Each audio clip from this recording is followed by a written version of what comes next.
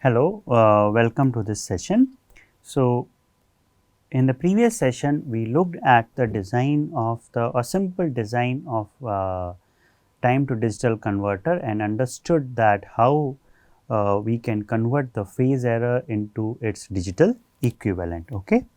Now, we will look at what is this digital loop filter. Okay. How we are going to implement it, what is the transfer function for that. So, as we saw earlier, the digital loop filter is fed by your DTDC coming from the TDC. So, this can be n bit, it can be n bit depending on how you design it. Then you have the gain Kp, gain Ki. So, you have an accumulator. This accumulator is in general clocked at your reference. You are using a digital accumulator, so it is going to change at every reference clock period, and then you have this as the feedback. When I implement this as Z inverse, it is actually having a delay of 1 clock period. So, you get this, okay. And then these two things are again added up with an accumulator like this, okay. So, this is another reference clock. Wherever I use Z inverse, it is actually a clocked at reference, okay. This is dP, I can call this coming digital word coming from the proportional path. This is the digital word coming from the integral path, and this is the digital control word coming out of the loop filter df. Okay. So, here if you try to write the small signal block diagram, or you want to first write that how multiplication is happening. So, DTDC output you get at reference clock period. At every Tref, you may see a change in the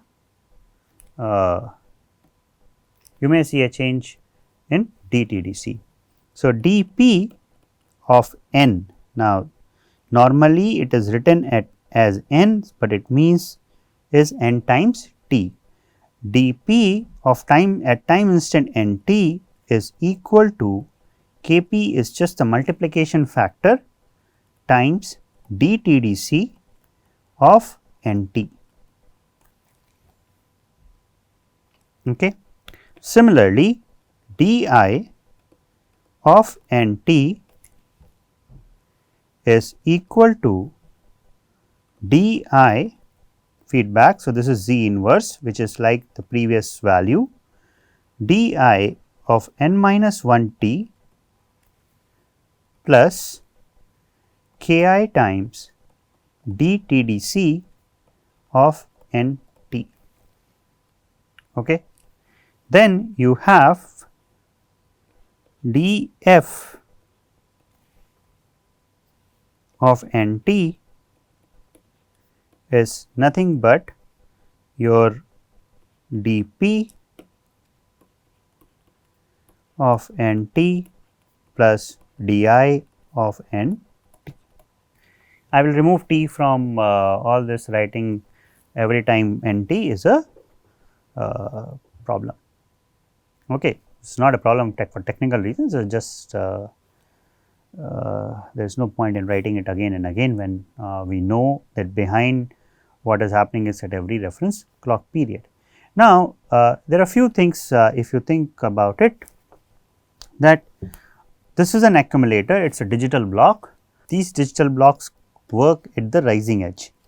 Whenever you have a rising edge on the clock, what will happen is whatever the previous value you have, right. So, when you get a clock, whatever the value you see here, this value is going to be added with the this with the ki times whatever the present value is, and the output will change. Normally it takes some time to compute and get a certain output. So, there is some delay involved from reference clock to the output value. Okay. So, sometimes it may be done that you do not wait, like here you say, right, when you have a reference clock period here and you get a reference clock here. So, you are seeing the rising edge on both of them. Okay. What we can say is we can combine even these two functions and say that you get the accumulated value at the same rising edge.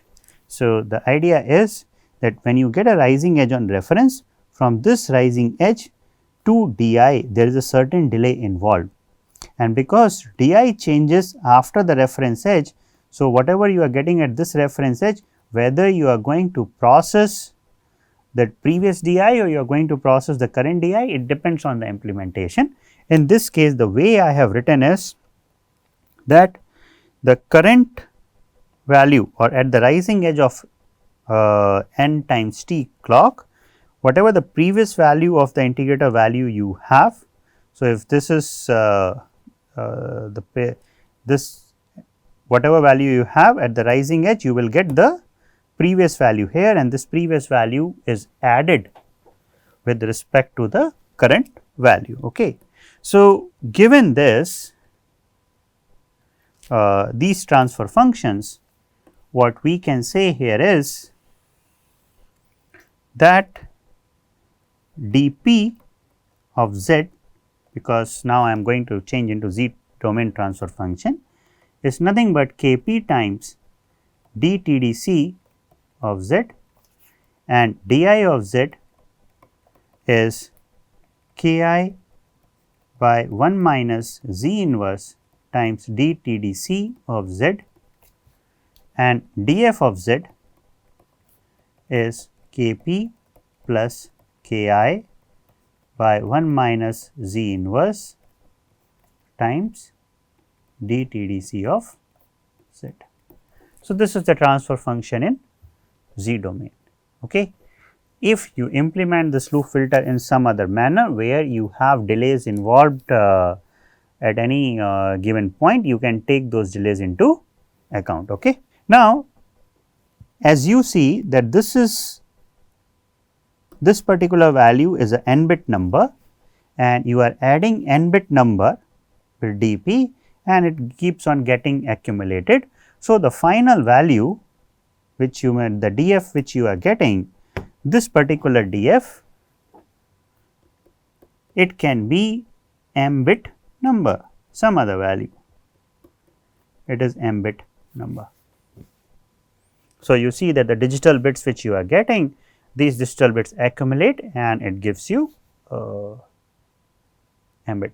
It is the same way you got the phase error got converted, and then you integrate using the charge pump. The same way you got the phase error representation in dTdc, dTdc gets accumulated here and you get the equivalent value, and this is going to be m bit here. Okay. Now, this m bit number, whatever you get, this m bit number has to control your oscillator, voltage controlled oscillator. Okay. So, what we have now is using the loop filter output, we need to control. So, df has to control your oscillator, and oscillator works with a control voltage. So, this df now has to convert to control voltage, digital to analog converter.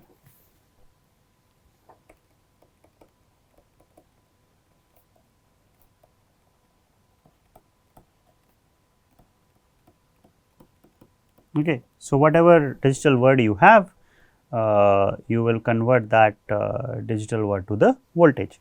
So, here if I am getting m bit from here, these m bits have to convert to the respective control voltage. So, there will be gain involved, that what does here LSB mean, right. So, let me just try to show you one particular example of this m bit digital to analog converter. So, let us say these m bits are converted to control voltage using current sources. So, I am using current source like this,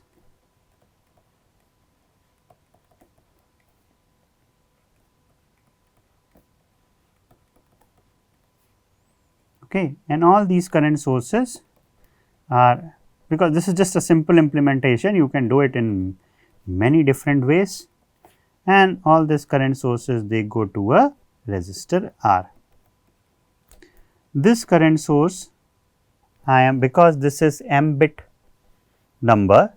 So, I will use, let us say, the current I naught 2 times I naught 2 power 2 times I naught, and similarly I can have 2 power, if this is m bit number, I can ideally have 2 power, so m minus 1 times I naught, right. So, you see the 2 power 0 going to 2 power m minus 1 for m bit DAC, and all these switches, this particular thing you can say is controlled by DF0, this is controlled by DF0 here means the 0th bit of the digital control word. Okay. This is not like at tth instant of time, these are just the bits. So, DF1 and so on, and this is controlled by DF of m minus 1. So, what I am doing here is for m bit DF, okay, I am just writing as if m bit DF, you know, each bit which you have, that will have a place value of 2 power 0, 2 power 1, 2 power 2 and so on to 2 power m minus 1. Okay. So, when I say DF of 0 means the value, the bit at 2 power 0, that place value. Similarly, 2 power 2 means DF of 2 means this. Okay. That is how I am controlling. You can have any nomenclature you prefer.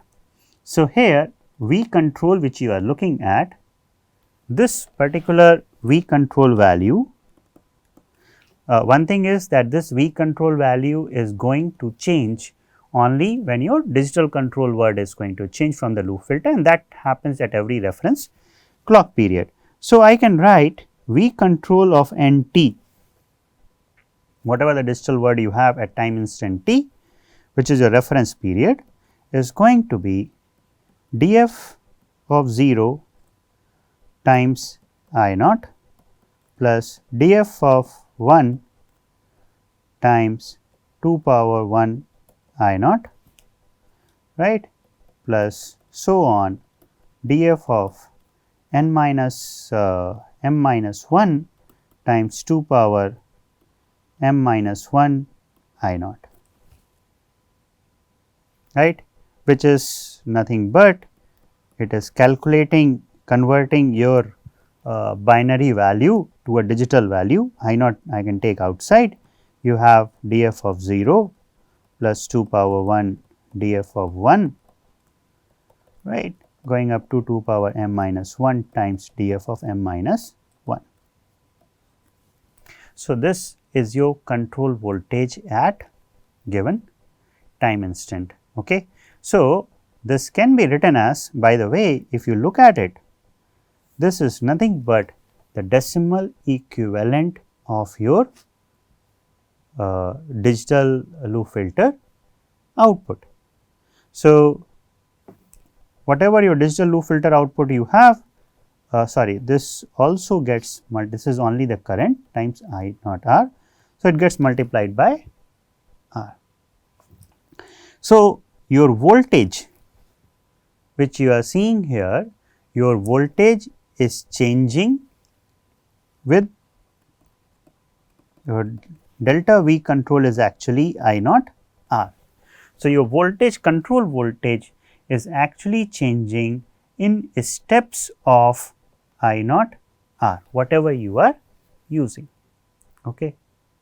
So, now the thing is that your digital control word, it is whatever value you get, it can change the control when you are converting from digital to analog, right, depending on what resolution you choose or what I naught and R value you are choosing.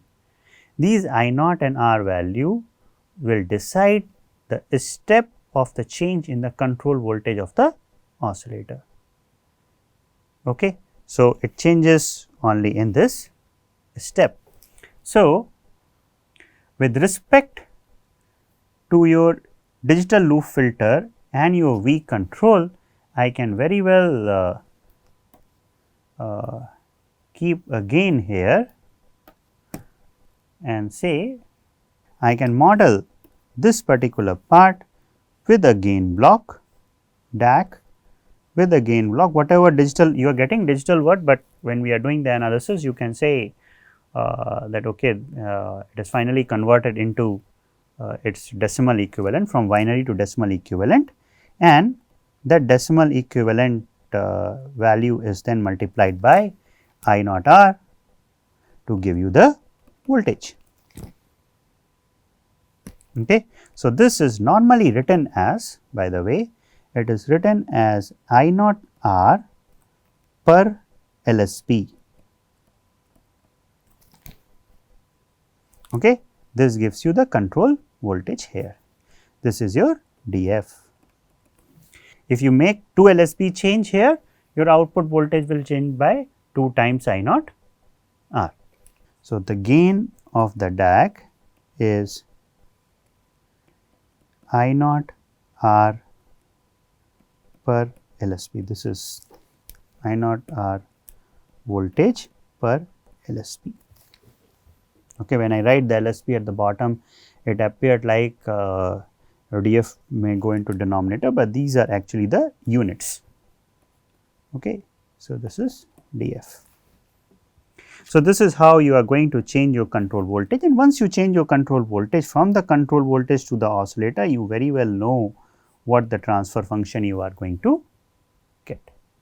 Okay, one more thing here, that if you want to change your frequency, well, if you want to change your frequency by a small amount, if you want to change the gain, you need to choose a smaller I naught or a smaller R, but often that is not the possibility in your design, because you need to cover a range of the certain range of the VCO frequency also. So, whatever delta F output you want with respect to delta V control, based on delta V control and the maximum digital word which you have a limit, right, you are going to decide your I naught R. It is not possible to choose any I naught or any R, it is constrained by your accumulator output, your frequency range which you want, what kind of a step in the frequency tuning you want. Okay. One more thing here is that we have seen all this digital accumulator and so on. One easy thing about the digital part is that whenever we want to increase or decrease the gain of the blocks, increasing or decreasing the gain of the blocks can be easily done by dropping the bits or by adding up with 0, shifting the bits. So, just as an example, I will show you that if I am getting my digital loop filter, whatever digital loop filter I have, I am getting m bits here. Okay. Now, in these m bits, what I do is I drop q LSBs. So, it is normally shown by the sign like this, drop q LSBs, and just take p MSBs. Okay. So, for example, what I am going to do is just I will show you one example, that I have, let us say, 4 bits to begin with. Okay. I drop 1 bit and I took 3 bits. This is equivalent to, in your analysis term, is equivalent to saying that that the DLF output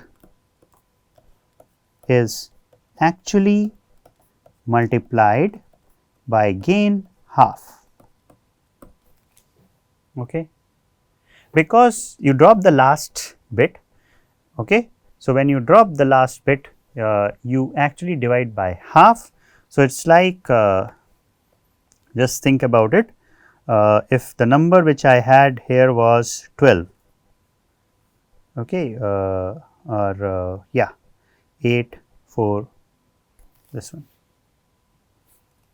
okay, 8, 4, 2, 1, the number is 10 here. Okay. So, if this is the digital bit, I dropped LSB, which means this particular bit I dropped. Okay. So, this bit is dropped, and this bit is dropped, what you get here is 101. What is 101? Decimal equivalent 5. What was the decimal equivalent here? 10. Okay. It will have plus minus 1 LSB error.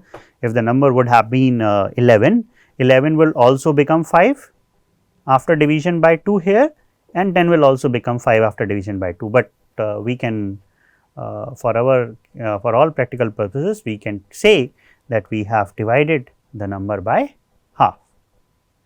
The error is plus minus half LSB in any case. Okay. So, this kind of division or this kind of dropping of the bits to implement the division is quite common, and it is more common in the case of your V control. So, the reason is when you actually do the accumulator, you want to have good phase error, you want to have a larger integrated value range, integrated output, right. It is quite often it is not possible to implement the DAC which you are having. See, having 2 power m minus 1 bits, if m is 10 bit, having a 10 bit DAC is not that easy, let me put it that way. So, these m bits which you are getting from DF, they are often, you often do a division, okay, you take only p bits. If you do this, you will implement a gain of 1 over 2 by q. Okay. So, this often happens. Now, given all these things, let us look at the small signal model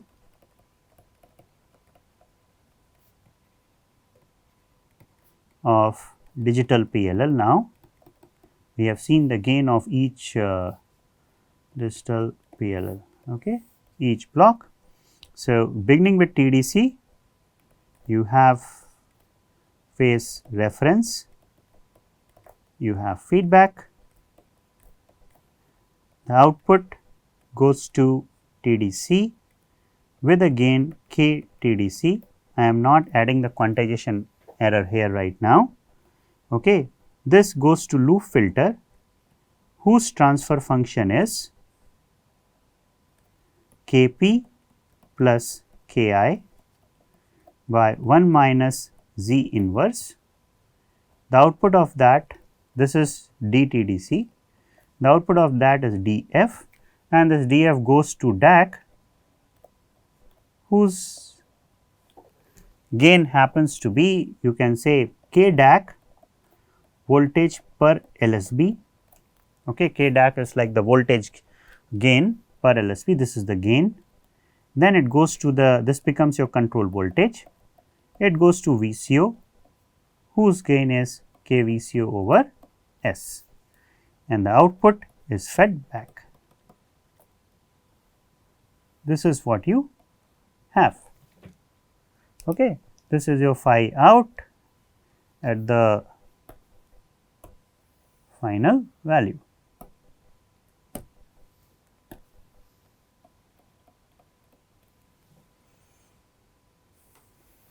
Okay. So, one thing you can first make sure is units. So, you get phi error here, KTDC has units of LSB per phase error. It is just the digital word in both input and output for the loop filter. You get the control voltage, you get KVCO. So, now these things, this block together is often written as not as a VCO, but as a DCO.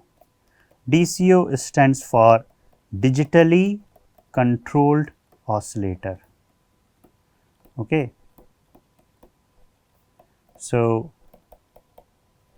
what you can say that the combined KDCO or the digital block gain is from DF to output. Okay. So, the gain from DF to phi out, if I write this gain from DF to phi out, this is DF, this is phi out, it is K DAC voltage per LSP times K VCO, which is frequency per volt divided by seconds. Okay. So, this is written as in general as K DCO over S, okay, where K DCO has units of radian per second per LSP. Okay. So, that is the gain of the KDCO. Whether you use as a KDCO or you use as KVCO, it is one and the same thing, right, till the time your total loop gain remains same. Now, this is the digital loop. So, we have to analyze whether this loop gain, what is the unity gain frequency and so on. So, the loop gain of the digital loop is, I need to just find the gain through, as I go around the loop, is KTDC times Kp plus Ki by 1 minus Z inverse divided by, I will just write this as KDCO divided by S.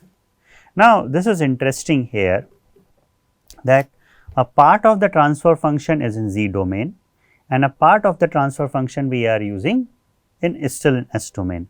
So, it will be better either we convert the whole of it in Z domain or the whole of this transfer function in S domain. Okay.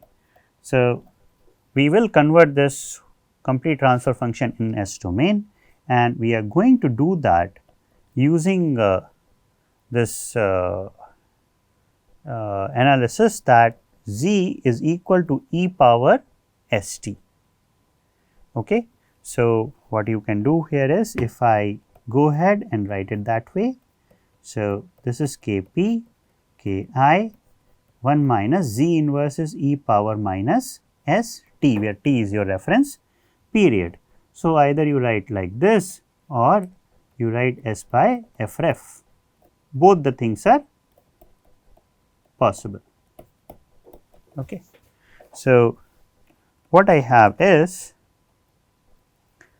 Z is equal to e power st, which is equal to e power S by f ref, which is same, which can be approximated as 1 plus S by f ref. Okay. So, you do this, what you get here is KTDC times Kp plus Ki, you substitute 1 plus S ref minus sign. So, you will have minus, minus and this is going to be minus. So, you will get S here and f ref at this point. Okay. So, now I will just take all this KTDC by S square n and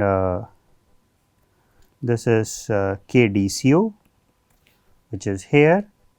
You have a 0 at S plus Ki f ref by Kp. Okay, and Kp comes at the output. It is like you have 2 poles and 1 zeros, right, which we know is a stable system. So, here I will just plot this loop gain and the angle. So, you have S square. So, it comes by minus 40 dB per decade at the 0 location. Which is actually omega z is equal to 0 is at minus Ki f ref by Kp and omega z is Ki f ref by Kp. This is your omega u, magnitude of loop gain with respect to omega. And the angle of this angle of the loop gain is, it starts from minus 180 degree, it goes to minus 45. So, this minus 45, minus 90, minus 135, minus 180. So, it starts from minus 180, it goes to minus 135 at omega z, and after some time it may reach to minus 90, it never goes above minus 90, or and it does not come down also. So, this is the phase margin of the PLL. Okay. So, here just to summarize it, we can say this digital PLL has two poles at S1 is equal to 0 and S2 is also equal to 0. Zeros, okay, at S1 equal to minus Ki f ref by Kp. This is what we have. Now, given this zeros and poles and the phase margin close to 90 degree quite often, and if not 90 degree, you can always have, your system is always going to be stable in any ways, okay, because it is one pole and two poles and one 0. So, you may have well, you can say I have depending on the loop gain, I can have something like this, where you will have lower phase margin, but stability is there. Now, unity gain frequency. So, to find the unity gain frequency, you need to just say j omega u, this is approximately equal to 1, and when I do this, if omega u is much larger than our 0 frequency, then I can very well write KTDC KDCO by Kp divided by omega u square n times, you can say magnitude of j omega u plus Ki f ref by Kp. This is equal to 1. It can be written as KTDC times KDCO Kp by omega u square n times omega u as 1 approximately, because 0 is much lesser than omega u, that is an assumption here.